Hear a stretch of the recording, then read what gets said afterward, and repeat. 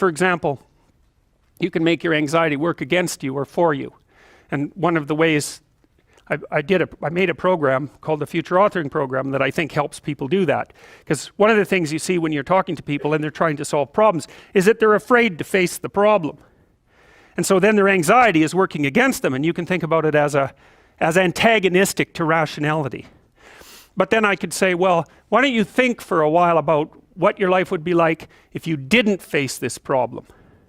Because if you think that through, if you have a problem and you really think through what the consequences are going to be in 3 to 5 years of not facing it, then you're going to get more afraid of not facing it than facing it. And that's great, because then your anxiety, instead of standing in front of you, instead of you having a dragon that's guarding the path in front of you, you have one chasing you down the path from behind. That's a lot more useful. And so, you know, that's just a minimal example of the utility of getting your emotions and your thoughts aligned the same way. The same thing happens with aggression. You know, one of the most common reasons that people come and seek psychotherapy really is because they're too agreeable. But what that means is they're not assertive enough. They haven't integrated their capacity for aggression, and so other people can push them around. And they're very conflict avoidant. And so the consequences of that across time is that you don't stand up for yourself well enough, and you get taken advantage of, and that spirals badly downward. And so partly what you do when you're doing assertiveness training with people is you find out what they're angry about. And they're usually angry if they're not assertive enough because other people are taking advantage of them, or you could say because they're not putting their own necessities forward with enough force. It's hard to distinguish between those two things. But anyways, you get them to talk about what they're angry about. That often makes them cry, often many times.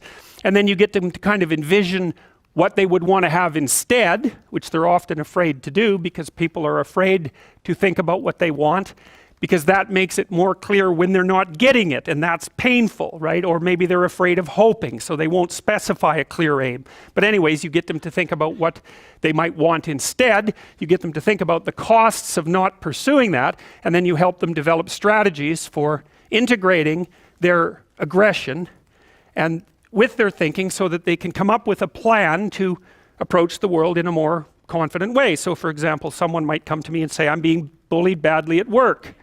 And so then I'll say, well, what are your options? Do you have to put up with it? Well, we'll figure that out, because maybe you do. Maybe you don't have options. But here's how to find out. Get your damn CV together so it's pristine, right? It's ready to go. Get over your fear of a new interview, because people are generally afraid of that. Get over your fear of applying for a new job. Start thinking about what it would mean to have a different job. Start thinking about what it would mean to have a better job even, because maybe your fear is just making you stuck here. But I can tell you one thing, if someone's picking on you at work and you don't have options, you lose. So you get the person to start building a strategy. It's like, okay, if you're going to tell this person to stop, you have to know how to make them stop. And the one thing you need for sure is an option.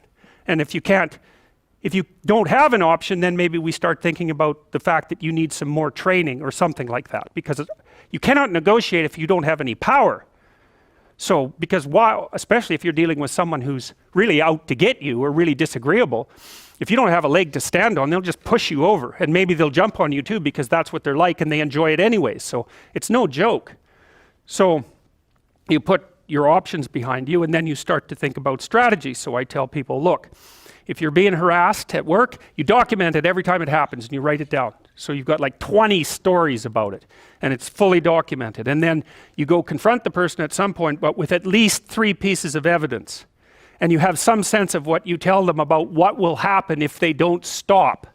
So you have to figure out, well, if they don't stop, what are you going to do about it? Leave? Not if you can't leave. So you have to be able to, wield a big stick and speak softly. But you see, that way that's how you take your aggression, which is an absolutely necessary part of your psyche, and manifest it up into a sophisticated means of dealing with the world. You don't just suppress it. You say, well, I should be able to put up with it, or I wish I wasn't so angry, or something. It's like, forget that. That's all that'll happen is your blood pressure will stay high and you'll die of a heart attack, because anger, for example, is a very toxic emotion. And it does cause heart damage over time. It's the only emotion that we really know that's been linked to things like cardiovascular risk. And anger is toxic because it's like you're driving a car, you're stepping on the gas and pushing on the brake at the same time, because anger tells you to run away and to attack at the same time, because you don't know what's going to happen. And so it really amps up the physiological demand on your body. And so if you including your heart and your musculature. So if you stay like that for like 10 years, you know, you're going to age 20 years. And that's a bad plan.